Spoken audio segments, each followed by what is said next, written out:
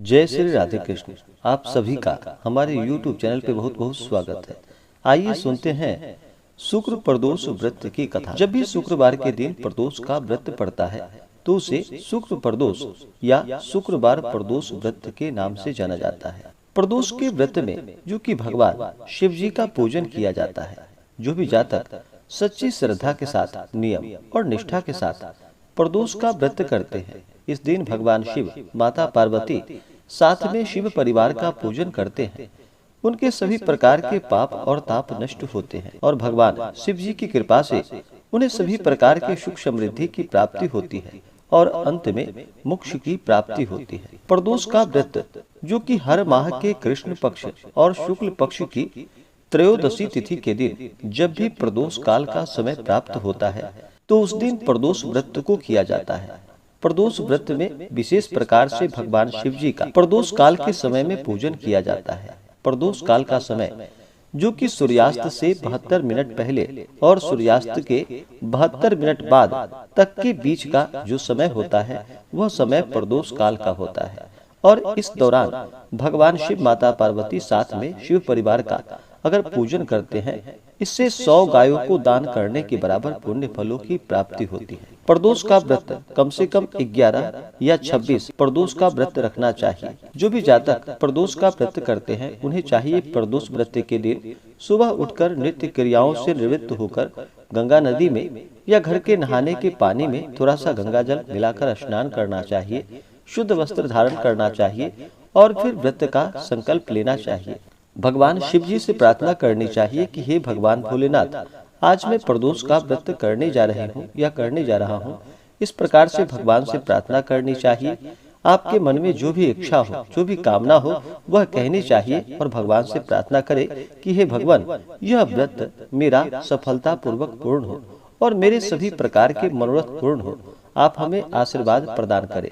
और इस दिन भर उपवास रहते हुए इस दिन भगवान शिव जी का सुबह और विशेष प्रकार से प्रदोष काल के समय में पूजन करना चाहिए। जो उपवास न रह पाए, जिनका स्वास्थ्य सही ना हो, वो एक समय फलाहार का प्रयोग करें और इस व्रत का पारण जो कि अगले दिन जाकर के इस व्रत का पारण किया जाता है। तो आइए सुनते हैं प्रदोष व्रत की कथा। अगर आप प्रदोष व्रत के उपलक्ष्य में ब्राह्मण दक्षिणा, अन्नदान, वस्त्रदान आदि के लिए देना चाहते हो तो आप अपने श्रद्धा और सामर्थ्य के अनुसार हमें डिस्क्रिप्शन में जाकर के वहां से गूगल पे, फोन पे या अकाउंट नंबर के माध्यम से आप अपने श्रद्धा और सामर्थ्य के अनुसार हमें ब्राह्मण दक्षिणा प्रदान कर सकते हैं। तो आइए सुनते हैं शुक्र प्रदोष व्रत की कथा। सबसे पहले भगवान शिव जी का ध्यान करते हैं। ध्यायेत नित्यम महेशम रत गिरणिभम चारु चंद्रावतंसम रत्नाकल्पोज्ज्वलांगम परशु मृगवरा भीति हस्तम प्रसन्नम पद्मासीनम समन्तात अस्तुत्मर्गनैर व्याघ्रकृतिम वशानम विश्वाद्यम विश्ववंद्यम निखिल भयहरम पंचवक्त्रम त्रिनेत्रम। ओम नमः शिवाय।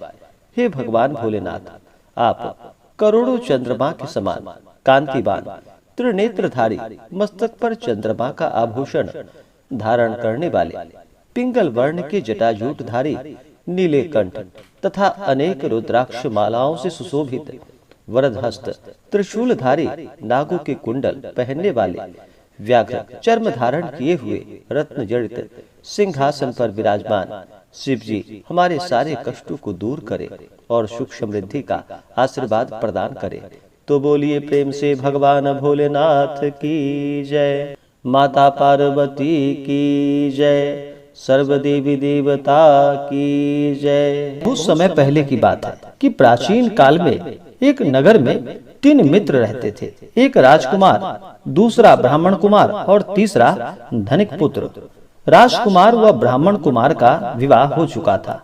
धनिक पुत्र का भी विवाह हो गया था, किंतु गौना शेष था।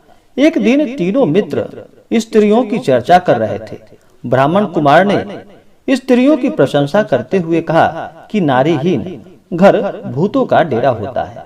धनिक पुत्र ने यह सुना तो तुरंत ही अपनी पत्नी को लाने का निश्चय कर लिया।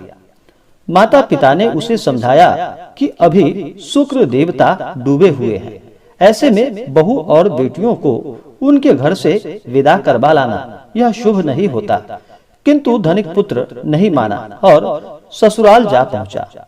ससुराल में वहां भी उसे रोकने का प्रयास किया गया।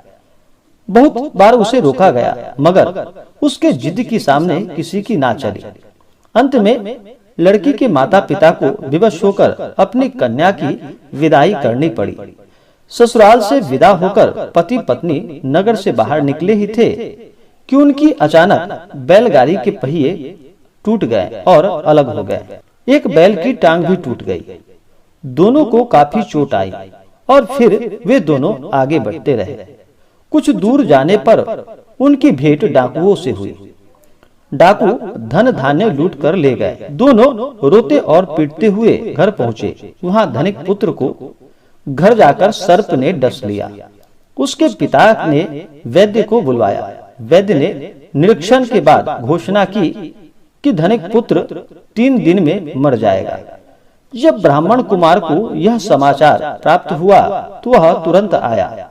उसने माता पिता को शुक्र प्रदोष व्रत करने का परामर्श दिया और कहा कि इसे पत्नी सहित वापस ससुराल भेज दे। यह सारी बाधाएं इसलिए आई है क्योंकि आपका पुत्र शुक्रास्त्र में पत्नी को विदा कराकर लाया है। यदि यह वहां पहुंच जाएगा तो बच जाएगा।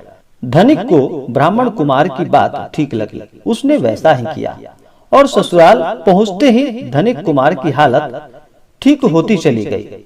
शुक्र प्रदोष के महात्म से सभी घोर कष्ट जो आया था वह टल गया। भगवान शिव की कृपा से उस धनिक पुत्र की जान बच गई और सभी प्रकार के सुख और समृद्धि की प्राप्ति हुई। हे भगवान भोलेनाथ, जिस प्रकार से आपने उस धनिक पुत्र का कष्ट दूर किया, इसी प्रकार से हे भगवान महादेव, हे भगवान भोलेनाथ, जो भी भक्त आपका प्रदोष का व्रत करे या प्रदोष व्रत का कथा श्रवण करे, हे भगवान भोलेनाथ, आप उसे और उसके समस्त परिवार को सदा खुशहाल रखना, उन्हें सदा सभी प्रकार के सुख और समृद्धि को प्रदान करना और सभी कष्टों से उन्हें दूर रखना। तो बोलिए प्रेम से भगवान भोलेनाथ की जय, माता पार्वती की जय, सर्व देवी देवता की जय। हर माह के कृष्ण पक्ष और शुक्ल पक्ष की त्रयोदशी तिथि के दिन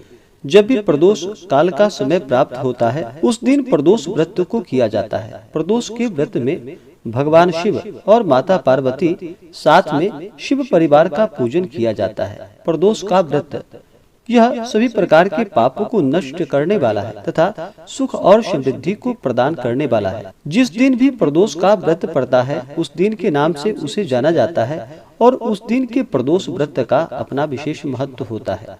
अगर रविवार के दिन प्रदोष व्रत हो तो उस दिन के व्रत को करने से आयु वृद्धि तथा अच्छे स्वास्थ्य लाभ की प्राप्ति होती है। सोमवार के दिन प्रदोष व्रत हो, उस दिन के व्रत को करने से आरोग्यता की प्राप्ति होती है और इंसान की सभी इच्छाओं की पूर्ति होती है। मंगलवार के दिन प्रदोष व्रत हो तो उस दिन के व्रत को करने से रोगों का नाश होता है और स्वास्थ्य लाभ की प्राप्ति होती है। बुधवार के दिन प्रदोष व्रत हो तो उस दिन के व्रत को करने से सभी कामनाओं की पूर्ति होती है। गुरुवार के दिन प्रदोष व्रत हो तो उस दिन के व्रत को करने से शत्रुओं का विनाश होता है। शुक्रवार के दिन अगर प्रदोष व्रत पड़े तो उस दिन के व्रत को करने से सौभाग्य और दाम्पत्य जीवन की सुख शांति के लिए शुक्रवार के प्रदोष व्रत को किया जाता है। शनिवार के दिन प्रदोष व्रत को करने से संतान लाभ की प्राप्ति होती है। जो भी सच्ची श्रद्धा के साथ अपने उद्देश्यों को ध्यान में रखते हुए प्रदोष का व्रत करते हैं, इस दिन भगवान शिव माता पार्वती का पूजन करते हैं। इससे भगवान शिव जी प्रसन्न होकर के अपने भक्तों को अपना कृपा प्रदान करते हैं। प्रदोष का व्रत 11 या कम से कम 26 त्रयोदशी का व्रत रखना चाहिए। उसके बाद अगर संभव ना हो तो व्रत का उद्यापन अवश्य ही करना चाहिए। जो भी जातक प्रदोष का व्रत करते हैं उन्हें चाहिए कि प्रदोष व्रत जो कि त्रयोदशी तिथि में जब भी प्रदोष काल का समय प्राप्त होता है उस दिन प्रदोष व्रत को करना चाहिए। इस दिन सुबह उठ करके गंगा नदी में या घर के नहाने के पानी में थोड़ा सा गंगा जल मिलाकर स्नान करना चाहिए, शुद्ध वस्त्र धारण करना चाहिए और फिर व्रत का संकल्प लेना चाहिए। भगवान शिव जी से प्रार्थना करनी चाहिए कि हे भगवान भोलेनाथ, आज मैं प्रदोष का व्रत करने जा रहा हूँ या करने जा रही हूँ। इस प्रकार से भगवान से प्रार्थना करें। आपके मन में जो भी इच्छा हो, जो भी कामना हो, वह कहे और भगवान से कहे कि यह व्रत मेरा सफलता पूर्वक पूर्ण हो, आप हमें आशीर्वाद प्रदान करें। इस प्रकार से भगवान से प्रार्थना करते हुए इस दिन सुबह और शाम के वक्त, विशेष प्रकार से शाम के समय, प्रदोष काल के समय में भगवान का पूजन करना चाहिए। प्रदोष काल का समय जो कि सूर्यास्त से 72 मिनट पहले और सूर्यास्त के 72 मिनट बाद तक के बीच का जो समय होता है, यह प्रदोष काल का समय होता है। इस दौरान भगवान शिव जी, माता पार्वती, साथ में शिव परिवार का पूजन करना चाहिए। प्रदोष व्रत के दिन, इस दिन दिन भर उपवास रहते हुए भगवान शिव का प्रदोष काल के समय में पूजन करना चाहिए। और इस व्रत का पारण, जो कि अगले दिन जाकर के इस व्रत का पारण किया जाता है, इस दिन उपवास रहना संभव ना हो तो आप फलाहार का सेवन कर सकते हैं। इस दिन जहाँ तक हो सके भगवान शिव के मंत्रों का पुरुषों को ओम नमः शिवाय और स्त्रियों को केवल नमः शिवाय नाम का जप करना चाहिए। इससे लाभ की प्राप्ति होती है। जो भी प्रदोष का व्रत करते हैं उन्हें भगवान के पूजन के लिए अगर आप मंदिर में कर रहे हो, मंदिर में पूजन करना बड़ा ही पुण्य फलदायक होता है। अगर मंदिर में ना जा पाए तो घर में ही भगवान के पूजन के लिए एक अच्छा सा जगह ले। पूजन के लिए सबसे अच्छा ईशान कोण होता है, तो वहाँ पे भगवान शिव की प्रतिमा या फोटो रख करके पूर्व या उत्तर की ओर मुख करके कुशा के आसन का प्रयोग करके बैठना चाहिए। वहाँ पे एक चौकी लगा करके चौकी पे भगवान शिव जी के लिए सफेद वस्त्र और माता पार्वती के लिए लाल वस्त्र बिछा करके अच्छे से मंडप बना करके 5 रंगों से सजा करके उसके बाद भगवान शिव की प्रतिमा या फोटो को रख करके पूरे विधि विधान के साथ पूजन करना चाहिए। किसी भी प्रकार के व्रत या पूजन में सबसे पहले भगवान गणेश का पूजन करना चाहिए, क्योंकि भगवान गणेश प्रथम पूजनीय हैं। इन्हें सभी प्रकार के शुभ और मांगलिक कार्यों में प्रथम पूजनीय का स्थान प्राप्त है। तो सबसे पहले भगवान गणेश का पूजन कर ले और भगवान शिव के पूजन में नंदी देव का पूजन प्रथम करना चाहिए। उसको गणेश जी के पूजन करने के बाद नंदी देवता का पूजन करे, भगवान शिव के गणों का पूजन करे, श्रृंगी, भृंगी, कीर्तमुख, कुबेर, कार्तिकेय, शिव परिवार का पूजन करे। फिर भगवान भोलेनाथ और माता पार्वती का पूजन करे। इस दिन भगवान शिव जी का जल से अभिषेक करे, पंचामृत से अभिषेक करे, शुद्ध गंगा जल से अभिषेक करे। भगवान भोलेनाथ को सफेद वस्त्र चढ़ाएं, यज्ञोपवीत चढ़ाएं। फिर अक्षत, चंदन, पुष्पों की माला भगवान शिव जी को अर्पित करे। बिलपत्र 3 पत्ते वाला, उस पे राम का नाम लिख करके भगवान शिव जी को बिलपत्र अवश्य चढ़ाएं। बिलपत्र चढ़ाते समय अगर आप इन मंत्रों का जप करते हैं तो यह बड़ा ही पुण्य फलदायक होता है। मंत्र: ओम त्रिदलम त्रिगुणाकारम त्रिनेत्रम च त्रिधायुधम त्रिजन्म पाप संहारम बिल्वपत्रम शिवार्पणम। अगर भगवान शिव जी को सच्ची श्रद्धा के साथ बिल्वपत्र अर्पित करते हैं तो व्यक्ति के 3 जन्मों के पाप भी नष्ट हो जाते हैं। तो भगवान शिव जी को बिल्वपत्र अवश्य चढ़ाएं। फिर शमी पत्र, भांग, धतूरा, मंदार की माला भगवान शिव जी को अर्पित करें। फिर धूप और दीप दिखाएं। अनेक प्रकार का नैवेद्य अपने श्रद्धा भक्ति भाव के साथ जो भी ऋतु फल हो या मिष्ठान आदि हो, भगवान शिव जी को उसका भोग लगाएं। जल से आचमनी करवाएं, द्रव्य और दक्षिणा चढ़ाएं। मुख शुद्धि के लिए तांबूल यानी कि पान पत्र, सुपारी और लौंग इलायची के साथ में भगवान शिव जी को चढ़ाएं। इसी प्रकार से माता पार्वती का पूजन करें। माता पार्वती का जल से अभिषेक करें, पंचामृत से अभिषेक करें, शुद्ध गंगा जल से अभिषेक करें। माता को लाल वस्त्र चढ़ाएं, श्रृंगार की वस्तुएं चढ़ाएं, अक्षत, चंदन, पुष्पों की माला माता पार्वती को चढ़ाएं। स्त्रियां माता पार्वती को सिंदूर चढ़ाएं और पुरुष माता पार्वती को चंदन अर्पित करें। फिर धूप और दीप दिखाएं। अनेक प्रकार का नैवेद्य भोग लगाएं, जल से आचमनी करवाएं, द्रव्य दक्षिणा चढ़ाएं। मुख शुद्धि के लिए एला, लवंग, तांबूल आदि अर्पित करें। इसके बाद फिर जिस दिन भी प्रदोष का व्रत हो उस दिन के प्रदोष व्रत का कथा श्रवण करें। उसके बाद फिर आरती करें। इस प्रकार से जो भी सच्ची श्रद्धा के साथ प्रदोष का व्रत करते हैं, इस दिन भगवान शिव जी का पूजन करते हैं, तो भगवान शिव जी अपना कृपा प्रदान करते हैं। जो भी व्रत को रखते हैं उन्हें इस दिन, व्रत वाले दिन, किसी के ऊपर क्रोध नहीं करनी चाहिए। अपने मन में किसी के प्रति ईर्ष्या या द्वेष का भाव नहीं लाना चाहिए। ब्रह्मचर्य का पालन करना चाहिए। शुद्ध और सात्विकता का पालन करते हुए इस दिन रहना चाहिए। अपने से बड़ों का सदा ही आदर और सम्मान करना चाहिए। महिलाओं का कभी भी अपमान नहीं करना चाहिए। जहाँ पर भी महिलाओं का अपमान होता है वहाँ से माता स्त्री लक्ष्मी रुष्ट होकर चली जाती है तो महिलाओं का बिल्कुल भी अपमान ना करे, जहाँ तक हो सके दान पुण्यों का कार्य करे, गरीबों को भोजन कराए, ब्राह्मणों को भोजन कराए, इससे पुण्य फलों की प्राप्ति होती है। और फिर इस व्रत का पारण, जो कि अगले दिन जाकर के इस व्रत का पारण किया जाता है। इसी प्रकार से जो भी भक्त सच्ची श्रद्धा के साथ, नियम और निष्ठा के साथ प्रदोष का व्रत करते हैं तो भगवान शिव जी उनके सभी मनोकामनाओं को पूर्ण करते हैं। तो आशा करता हूँ कि यह जानकारी आपको अच्छा लगा हो। ऐसे ही ज्ञानवर्धक जानकारियाँ प्राप्त करने के लिए हमारे इस चैनल पे अगर आप नए हैं तो चैनल को लाल बटन दबा करके सब्सक्राइब करें, साथ में बेल आइकन घंटी को दबाएं ताकि मेरे वीडियो का नोटिफिकेशन आपको समय से मिलता रहे।